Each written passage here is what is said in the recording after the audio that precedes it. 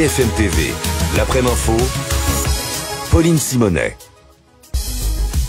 Bonjour à tous, bienvenue, je suis ravie de vous retrouver pour cette nouvelle saison de l'après-midi info. Et au programme aujourd'hui, on ira dans les Vosges, une voiture a percuté des piétons, 2 groupes de piétons à la sortie d'une boîte de nuit. Un jeune homme de 17 ans est décédé, 5 autres personnes ont été blessées.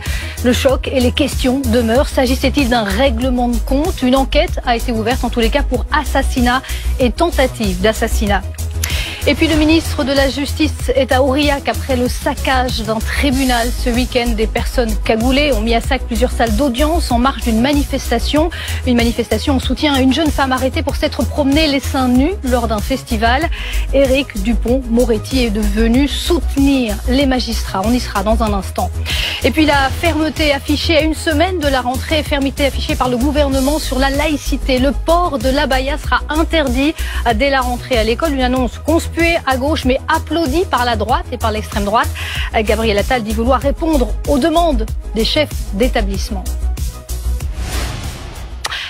Après ce drame sur la route dans les Vosges, une enquête donc pour assassinat et tentative d'assassinat a été ouverte hier. Ça s'est passé à la sortie d'une boîte de nuit. Une voiture a percuté 2 groupes de personnes. Un jeune homme de 17 ans a perdu la vie. 5 autres personnes sont blessées, dont l'une est dans un état grave avec son pronostic vital engagé. Les 3 occupants de la voiture ont été interpellés. Fanny Regnault et Kevin Drouan.